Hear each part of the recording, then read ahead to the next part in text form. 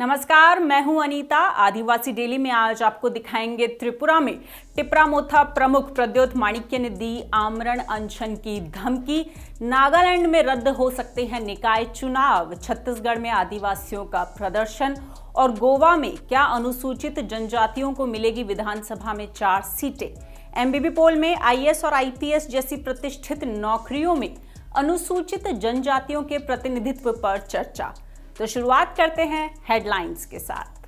Greater Tipraland के मुद्दे पर टिपरा मोथा प्रमुख प्रद्योत माणिक्य ने दी केंद्र को चेतावनी। कहा, अगर सरकार ने नहीं सुनी तो करेंगे आमरण अनशन। नागालैंड में एक बार फिर रद्द हो सकते हैं शहरी निकाय चुनाव। महिला आरक्षण पर आदिवासी संगठनों ने किया चुनाव बहिष्कार का ऐलान। छत्तीसगढ़ के दंतेवाड़ा में आदिवासियों का प्रदर्शन। माइनिंग कंपनी और सरकार के खिलाफ नारेबाजी। गोवा विधानसभा में एसटी आरक्षण पर राज्य को प्रस्ताव, मिल सकती हैं 4 सीटें। एमबीबी पोल में प्रतिष्ठित सरकारी नौकरियों में एससी एसटी प्रतिनिधित्व की कमी, सरकार ने बताए आंकड़े। और अब खबरें विस्तार से। आज के बुलेटिन की शुरुआत करते हैं बड़ी खबर से, और खबर है पूर्वोत्तर के राज्य त्रिपुरा से। त्रिपुरा में ग्रेटर टिपरालैंड का मुद्दा सुलझता नहीं दिख रहा है। अब टिपरा मोथा प्रमुख प्रद्योत माणिक्य ने इस मांग को लेकर आमरण अनशन पर बैठने की चेतावनी दे दी है। टिपरा मोथा चीफ ने एक ऑडियो संदेश में ये बात कही। उन्होंने कहा कि जब तक भारत सरकार उनकी मांग नहीं मानेगी, वो अपनी आखिरी सांस तक अनशन पर बैठे रहेंगे। उन्होंने टिपरासा लोगों यानी त्रिपुरा के जनजाति समुदायों से कहा कि वो सरकार के जवाब का इंतजार कर रही हैं। ऐसे में अगर सरकार ने उनकी नहीं सुनी तो वो कल यानी 29 मार्च को अनशन पर चले जाएंगे। मेरे प्यारे टिपरासा लोग, आपने मुझे बहुत प्यार दिया, सम्मान दिया, और अगर मुझे कल से भूख हड़ताल भी करना हो, जब तक मेरा सांस चला जाए तो मैं करूँगा। आपको धोखा नहीं दे सकता, और जितना भी बीमार हूँ मुझे कोई परवाह नहीं, फास्ट अनटू डेथ कर लूँगा। लेकिन गवर्नमेंट ऑफ इंडिया को हमारा बात मानना पड़ेगा, हमसे बात करना पड़ेगा। मैं वेट कर रहा हूँ, और अगर कल तक नहीं हुआ तो आपका बुबागरा फास्ट अनटू डेथ कर लेगा। दरअसल 23 मार्च को प्रद्योत माणिक्य ने ही ट्वीट कर कहा था कि उनकी केंद्रीय गृह मंत्री अमित शाह से फोन पर बात हुई है। इस दौरान गृह मंत्री ने टिपरा चीफ को आश्वासन दिया कि 27 मार्च तक वार्ताकार की घोषणा हो जाएगी। लेकिन सोमवार को भी जब केंद्र की तरफ से इस मसले पर कोई घोषणा नहीं हुई, तो आज सुबह टिपरा मोथा प्रमुख ने केंद्र को चेतावनी दे डाली। अपॉइंटमेंट तो हम नहीं देंगे, टिपरा मोथा नहीं देंगे, भारत सरकार को देना है। भारत सरकार के जो माननीय गृह मंत्री है, उन्होंने महाराज जी से बात कर रहा है, टिपरा मोथा की जो चेयरमैन है उनसे बात कर रहा है। तो अभी बातों में क्या हो रहा है, जहाँ तक हम लोग को मालूम है, भारत सरकार ने 17 तारीख को अपॉइंटमेंट देने वाला था, अभी नहीं हुआ। अभी देखेंगे क्या वजह है, क्या रीजन है, जानने के बाद बोलेंगे। आपको क्या लगता है 24 के इलेक्शन को सामने रखते हुए ये डिले किया जा रहा है? 24 का इलेक्शन बहुत बाकी है, और इलेक्शन को सामने रख करके टिपरा मोथा कोई राजनीति नहीं करता। टिपरा मोथा चाहते हैं टिपरासा के लिए कोई कॉन्स्टिट्यूशनल सॉल्यूशन हो, और भारत संविधान में 1 से 395 संविधान है, उसके अंदर एक सॉल्यूशन निकालना चाहिए बस। इस साल के विधानसभा चुनाव में टिपरा मोथा ने ग्रेटर टिपरालैंड के मुद्दे पर चुनाव लड़ा था। पार्टी ने जनजातीय इलाकों की 20 में से 13 सीटों पर जीत दर्ज की थी। 8 मार्च को अगरतला में एक बैठक हुई थी, जिसमें केंद्रीय गृह मंत्री अमित शाह, टिपरा मोथा के प्रमुख प्रद्योत विक्रम माणिक्य देबबर्मा समेत पार्टी के 13 नवनिर्वाचित विधायकों को इसमें शामिल किया गया था। इस बैठक में गृह मंत्री ने वार्ताकार बनाने की बात कही थी। इस बैठक के बाद ये कयास लगाए जा रहे थे कि टिपरा मोथा बीजेपी को समर्थन देकर सरकार में शामिल होगी। लेकिन टिपरामोथा प्रमुख प्रद्योत माणिक्य ने सारी अटकलों को खारिज कर दिया था। टिपरामोथा फिलहाल राज्य की दूसरी सबसे बड़ी पार्टी है और मुख्य विपक्ष है। और इस पूरी खबर पर चर्चा करने के लिए हमारे साथ जुड़ रहे हैं एमबीबी संवाददाता सेलेन कोलोई।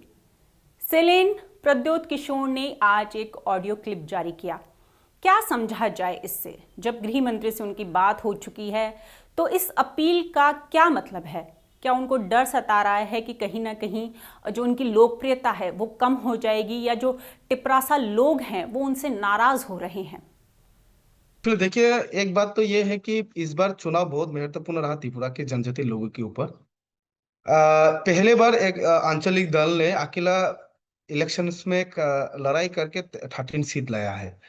बीजेपी आईपीएफटी ने फिर से सरकार बनाई है। तो बीजेपी आईपीएफटी ने जितना सीट लेके सरकार बना है, वो सरकार बनाने के बाद भी त्रिपुरा माता को साथ लेने की बहुत कोशिश किया है। वो हम पहले जब इलेक्शंस के बाद रिजल्ट के बाद जो मूवमेंट त्रिपुरा में हुआ है, जो इतना न्यूज त्रिपुरा में हुआ है, उससे हम लोगों को पता चलता है। एक तो है त्रिपुरा में सरकार बनाने के लिए किसी सरकार को 31 सीट जरूर चाहिए, लेकिन बीजेपी ने 32 सीट प्लस आईपीएफटी को साथ लेके 33 सीट लेके त्रिपुरा में सरकार बना रहा है। और उसके बाद कुछ दिन बाद बीजेपी के एक एमएलए भी रिजाइन देके अभी बीजेपी आईपीएफटी के पास 32 सीट है। तो जब त्रिपुरा में जो कैबिनेट जो सीएम और कैबिनेट मिनिस्टर के लिए जो वोट टेकिंग सेरेमनी हुआ है, तब यहाँ में इंडिया गवर्नमेंट की होम मिनिस्टर साथ आए थे, प्रधानमंत्री जी आए थे, बहुत सेंट्रल की तरफ से बहुत नेता इधर आए थे। तो तब महाराजा के साथ एक मीटिंग भी हुआ था, जो होम मिनिस्टर अमित शाह जी के साथ। तब महाराजा ने त्रिपुरा माता का जो चीफ है, मीटिंग करने के बाद पब्लिकली प्रेस कॉन्फ्रेंस करके ये भी बताया था कि अगले 3 दिन के बीच इंटरलोकेटर भेजेंगे, जो त्रिपुरा माता की जो भी मांग है, जो यहाँ के जनजातीय लोगों के लिए जो संवैधानिक अधिकार के लिए मांग उठा रहे हैं, वो सब मांगों को लेके इंडिया गवर्नमेंट, मतलब बीजेपी और त्रिपुरा माता, मतलब पॉलिटिकल कुछ नहीं है, इंडिया गवर्नमेंट के साथ त्रिपुरा माता की एक बातचीत हुआ है। ये बातचीत में इंडिया गवर्नमेंट की तरफ से इंटरलोकेटर भेजेंगे, लेकिन 3 दिन में कुछ हुआ नहीं, इंटरलोकेटर अपॉइंटमेंट भी नहीं किया हुआ। तो उसके बाद अब बहुत दिन बात हो चुकी है।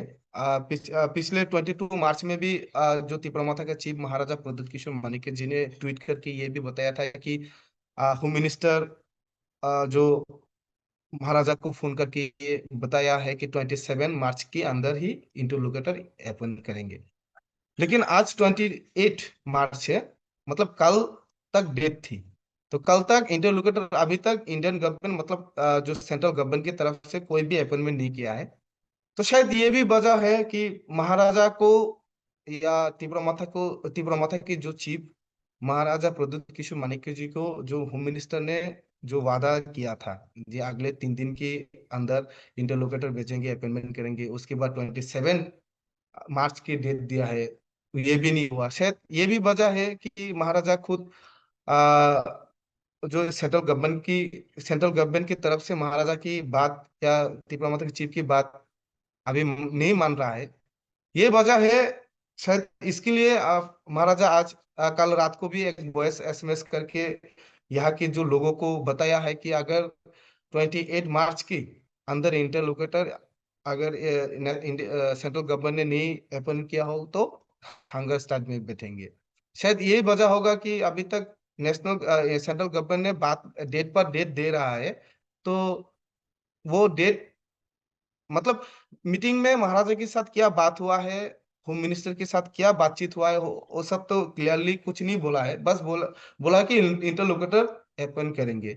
तो शायद पब्लिक अगर नाराज नहीं हो, इसलिए महाराजा ने खुद ये वॉइस एसएमएस करके लोगों को बोला है।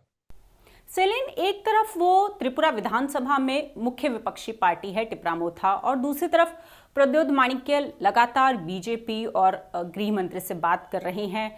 ऐसे में अगर बीजेपी इस मुद्दे पर मान जाती है तो क्या टिपरामोथा बीजेपी के साथ चली जाएगी? ये एक बात तो है कि जब महाराजा की प्रेस मीट इंटरलोकेटर जो अपॉइंटमेंट करेंगे, ये बात की प्रेस मीट होने के बाद खुद यहाँ के मुख्यमंत्री जो मानिक शाह, डॉक्टर मानिक शाह ने ये बताई थी कि बीजेपी कभी नहीं चाहता है कि ग्रेटर त्रिपुरा और सेपरेट स्टेट त्रिपुरा में हो। तो महाराजा भी ये बात एक क्लियर बोल रहा था कि स्टेट बीजेपी के साथ कुछ, मतलब स्टेट गवर्नमेंट के साथ कुछ बात नहीं हुआ है, बस अभी पॉलिटिकल कुछ नहीं, त्रिपुरा माता के साथ सेंट्रल गवर्नमेंट की एक मतलब गवर्नमेंट की तरफ से त्रिपुरा माता को एक वादा किया है कि जो त्रिपुरा माता के जो सांवैधानिक अधिकार है वो सब लेके इंटरलोकेटर भेजेंगे। तो और एक बात है कि यहाँ की जो त्रिपुरा में असेंबली में विपक्षी दल, जो विरोधी दल, त्रिपुरा माता की एमएलए से बैठे हैं। अब विपक्षी जो अपोजिशन लीडर है वो भी त्रिपुरा माता की तरफ से ही है। तो एक तो है कि जो त्रिपुरा माता शायद ये भी, त्रिपुरा माता नहीं, जो त्रिपुरा के विधानसभा चुनाव के बाद अगले विधानसभा अगले जो त्रिपुरा में चुनाव हो रहा है वो लोकसभा चुनाव, त्रिपुरा में 2 सीट है। तो 2 सीटों के लिए शायद बीजेपी, मतलब अगर त्रिपुरा की 2 सीटों में एक तो है एसटी रिजर्व सीट है और एक है जनरल सीट, तो 2 सीटों में ही जो इलेक्शंस के जो वोट बैंक है वो त्रिपुरासा लोग, यहाँ के जनजाति लोग काफी महत्वपूर्ण है। क्योंकि त्रिपुरा के 60 असेंबली जो सीटों में से सिर्फ 2 सीटों ही लोकसभा सीट इलेक्शंस के लिए सीट है। तो शायद त्रिपुरा माथा ये सोच रहा है कि अगले जो 2024 में जो लोकसभा चुनाव होगा, तब त्रिपुरा माथा को या यहाँ की जनजाति जो वोट बैंक है वो जरूर बीजेपी को साथ चाहिए। क्योंकि लोकसभा को अगर बीजेपी 2 सीटों में जीतना है, तो एक तो है बीजेपी त्रिपुरा माता ऑपोजिशन बेंच में बैठ के भी अगर ये मान रहा है कि अभी भी सेंट्रल गवर्नमेंट और त्रिपुरा माता की बात मानेंगे, या त्रिपुरा माता की जो संवैधानिक अधिकार है उन अधिकार के लिए सेंट्रल गवर्नमेंट ने जो अमित शाह जी ने जो वादा किया है इंटरलोकेटर भेजेंगे, वो शायद अगले जो 2024 की लोकसभा जो चुनाव ही पीछे कुछ कारण होगा। त्रिपुरा के आम लोग यानी टिपरासा इस पूरी सिचुएशन को कैसे देखते हैं?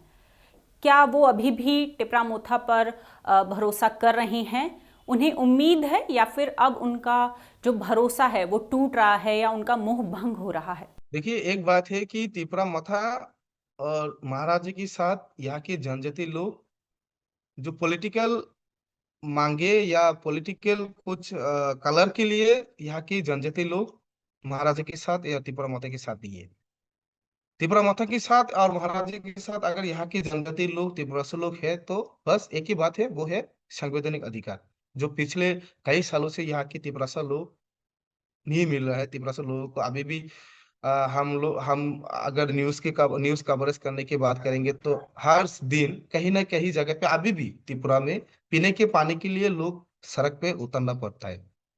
अभी भी त्रिपुरा में ऐसा जगह है एजुकेशन के लिए लोग सिर्फ मिड डे मील खाने के लिए स्कूल में जाते हैं। अभी तक स्कूल में ठीक तरह से एजुकेशन नहीं मिले, बस मिड डे मील ही खाने के लिए लोग जा रहे हैं। मतलब एजुकेशन के साथ साथ जो भूखा है, एजुकेशन से भूख को लोग इंपॉर्टेंट दे रहे हैं। अभी भी त्रिपुरा में ऐसा सिचुएशन है।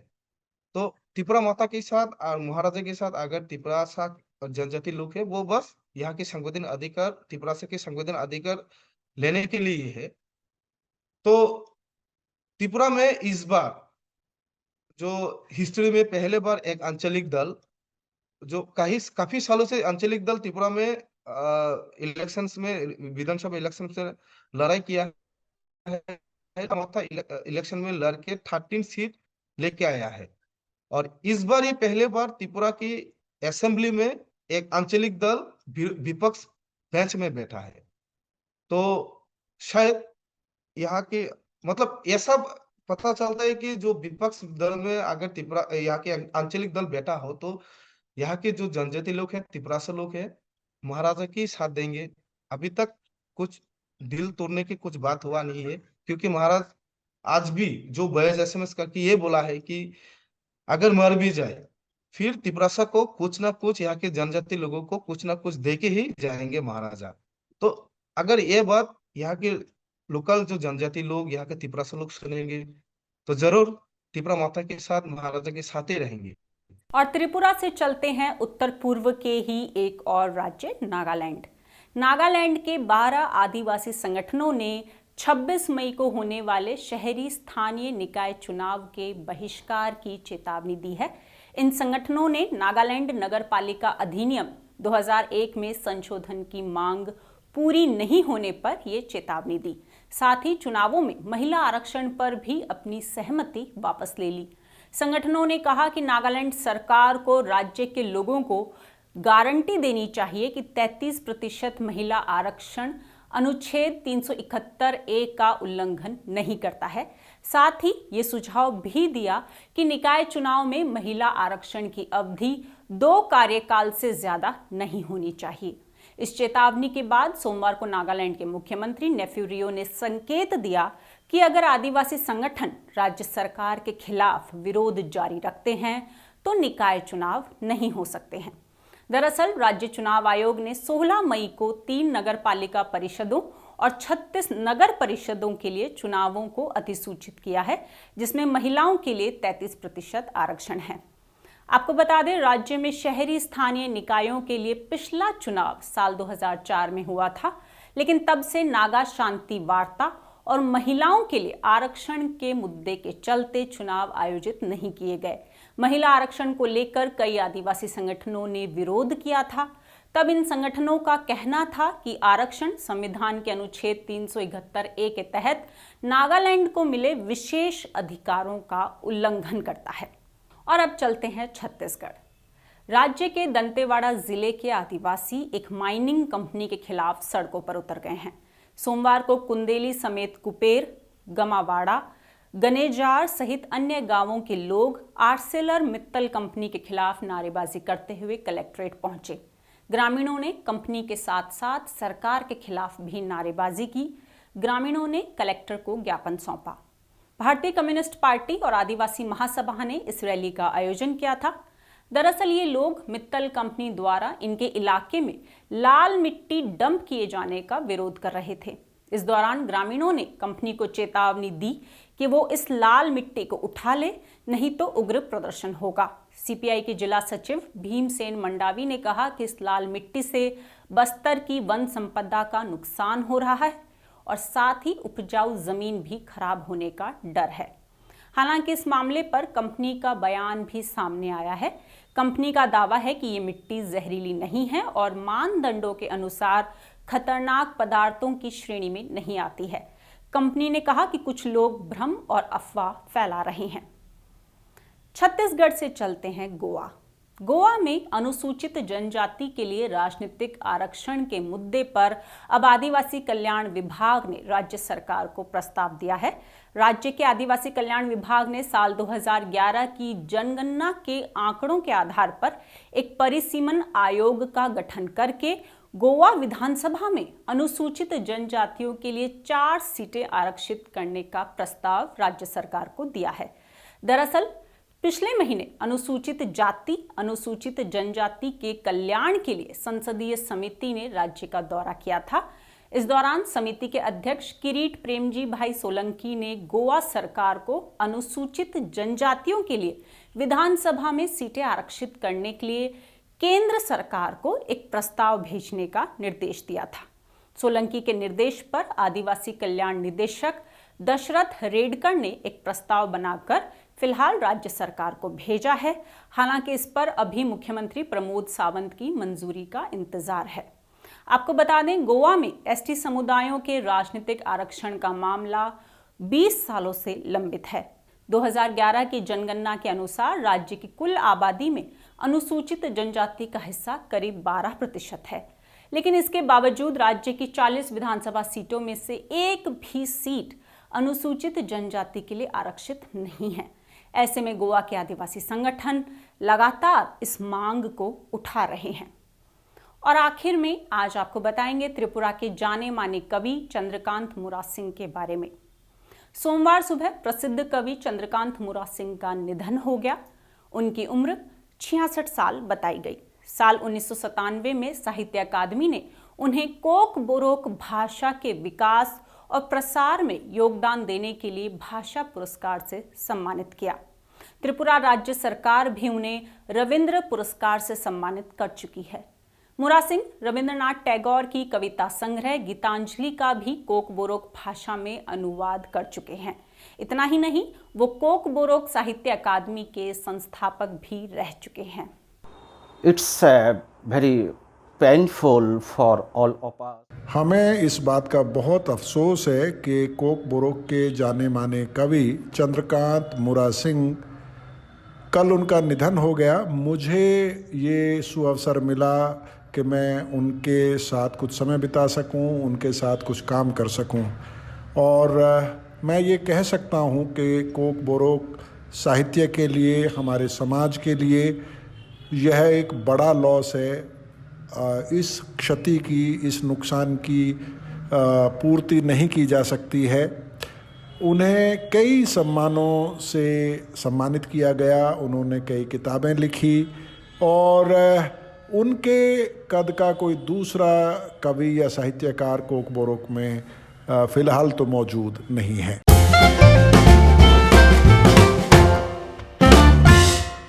अपने दूसरे सेगमेंट एमबीबी पोल में आज हमने मैं भी भारत के यूट्यूब चैनल पर आपसे एक सवाल किया था। वो सवाल था, आईएएस और आईपीएस जैसी प्रतिष्ठित नौकरियों में अनुसूचित जनजातियों के लिए 7.5% पद आरक्षित है, लेकिन पिछले 5 सालों में इन पदों पर मात्र 3.8% आदिवासी ही नियुक्त हुए हैं। ये स्थिति क्या कहती है? अपनी राय बताएं। इस सवाल के जवाब में सबसे ज्यादा यानी 60% लोगों ने माना कि भेदभाव एक बड़ा कारण हो सकता है, तो वहीं 34% के मुताबिक आदिवासी समुदायों में योग्य उम्मीदवार नहीं मिलते, जबकि 5% ने पता नहीं का ऑप्शन चुना। लेकिन हमने ये सवाल क्यों पूछा था? अखिल भारतीय सेवाओं के शीर्ष स्तरों में अनुसूचित जाति और अनुसूचित जनजाति और अन्य पिछड़ा वर्ग के लोगों का प्रतिनिधित्व बेहद कम है। ये जानकारी केंद्र ने संसद में दी। केंद्र ने संसद में इन सेवाओं में भर्ती के 5 साल के आंकड़े पेश किए। इन आंकड़ों के मुताबिक पिछले 5 साल में भारतीय प्रशासनिक सेवा यानी आईएएस, भारतीय पुलिस सेवा यानी आईपीएस और भारतीय वन सेवा में 4,365 लोगों को सीधे भर्ती किया गया।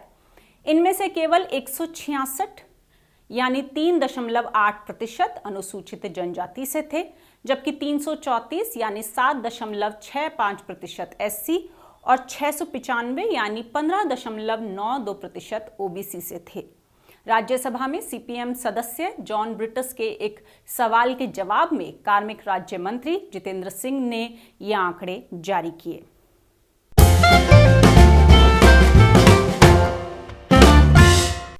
अपने तीसरे और आखिरी सेगमेंट अस्मिता और अधिकार में आज आपको बताएंगे आज़ादी की लड़ाई में अंग्रेजों के पसीने छुड़ाने वाले 2 भाइयों नीलांबर और पीतांबर के बारे में।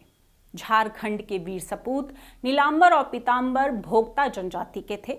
दोनों भाई पलामू के 12 गांवों की छोटी सी जागीर चेमो सनैया के भोक्ता जागीरदार थे। पलामू में बढ़ते अंग्रेजों के अत्याचार के खिलाफ नीलांबर पीतांबर ने विद्रोहियों का संगठन खड़ा किया। नीलांबर के नेतृत्व में 10,000 विद्रोहियों ने डाल्टनगंज से 2 मील दक्षिण पश्चिम स्थित ठकुराई रघुवर दयाल सिंह की चैनपुर स्थित हवेली को घेर लिया था। इधर अंग्रेजी सेना ने भी मोर्चा संभाल लिया। दोनों ओर से 4-5 घंटे तक गोलाबारी होती रही। इसके बाद आक्रोशित विद्रोहियों ने शाहरपुर थाना समेत लेस्लीगंज के तमाम सरकारी भवन फूंक दिए। सीधी लड़ाई से बचते हुए नीलांबर पीतांबर गुरिल्ला युद्ध लड़ रहे थे। दोनों भाइयों से परेशान अंग्रेज पलामू के जंगलों की खाक छानते रहे, पर उन्हें नीलांबर पीतांबर का कोई सुराग नहीं मिल रहा था। अंग्रेजों ने फूट डालो राज करो की नीति अपनाई, जिसके चलते ये विद्रोहियों का संगठन टूट गया। अंग्रेजों ने छल नीति से दोनों भाइयों को पकड़ लिया। उन्हें 1859 में फांसी दे दी गई। और ये था आज का हमारा आदिवासी डेली बुलेटिन। अगर आप हमसे जुड़ना चाहते हैं तो नीचे दिए गए व्हाट्सएप नंबर पर आप हमें मिस कॉल दें। इसके साथ ही अगर आप कोई सुझाव हमें देना चाहते हैं तो कमेंट बॉक्स में लिख कर बताएं। इस वीडियो को लाइक करें, शेयर करें और मैं भी भारत के YouTube चैनल को सब्सक्राइब करना ना भूलें। धन्यवाद।